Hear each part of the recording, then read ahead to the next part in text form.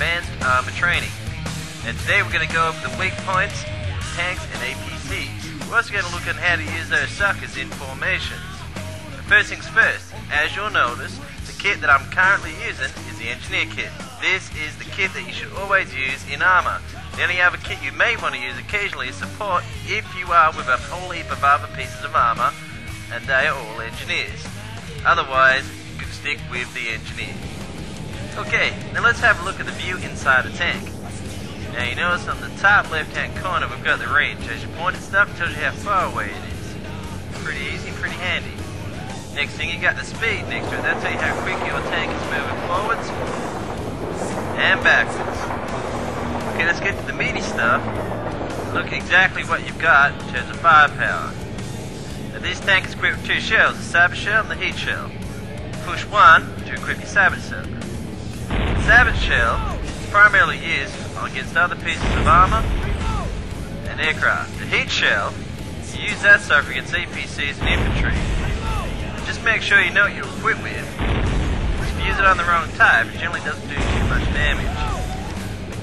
Okay, now from this sitting position you also have a machine gun which you use the right mouse button to use. This is extremely efficient for suppressing infantry and keeping those little sucker head down.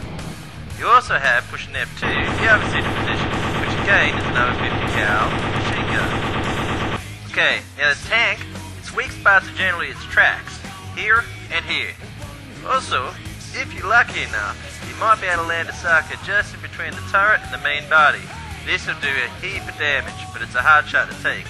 Everywhere else in the front, well, you're kind of wasting your time just pounding away because that's the strongest part of the tank.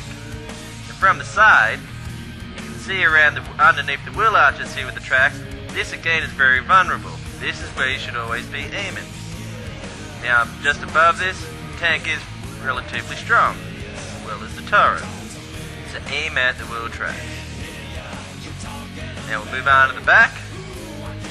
And around these grills here, you can do a lot of damage, and again, around the wheel tracks. If in doubt, shoot the wheel tracks of the tank. If you can hit those, you're pretty much guaranteed to take that tank down with about 2 shots from an AT kit or 2 Sabot shells. If you get lucky enough from here, aim at this spot right here, and if you're especially lucky, you can do maximum damage on a tank. Okay, we've covered the weak spots of the tank. The same goes for the APC. Okay, now we're going to move on using formations. This is very important. Once you get 2 or 3 tanks together with Engineers in, you can repair each other and become an extremely efficient fighting force. Okay, the first formation we're going to look at is the V formation. This is probably the default formation once you've got more than 3 tanks. The important thing with this sucker is that no tank should be behind another, thereby avoiding running into each other. The tank at the top of the arrow should be the squad leader. He'll be calling the shots and also calling your targets out.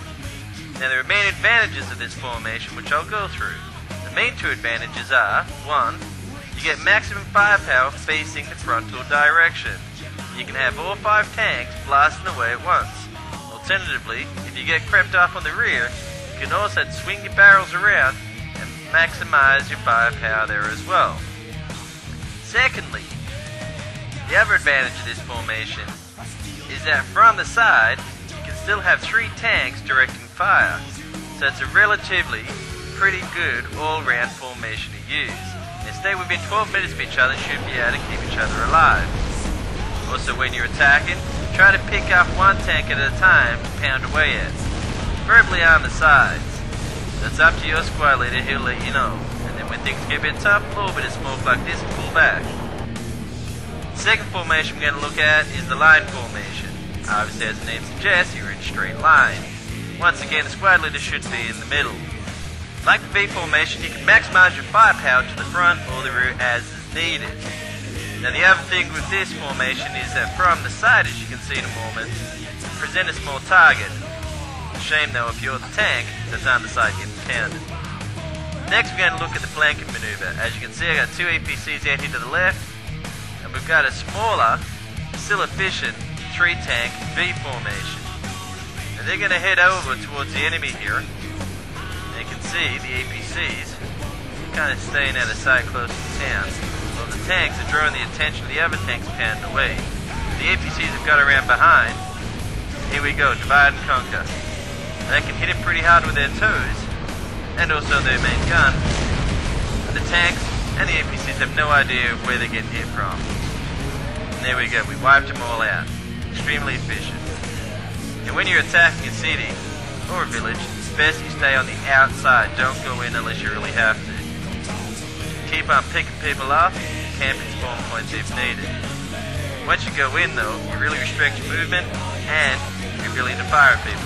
Pick off high priority targets like tow missiles. They're going to cause you the most damage.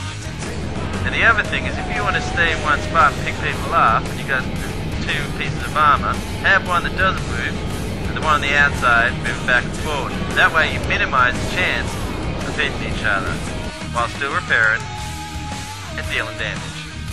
Now to finish the session off, I cannot overstate the importance of using cover in a tank. If you get behind a rock or a building, please do so. And poke your head out to take your shots. The other thing, especially in the 21CW mod, is do not get out of your tank to repair if you're by yourself. Suckers can probably land a heat shell on your tank without doing too much more damage, but killing you and steal your tank. Stay in it till you die. Okay, that concludes our Advanced Armour training. Good luck, God bless.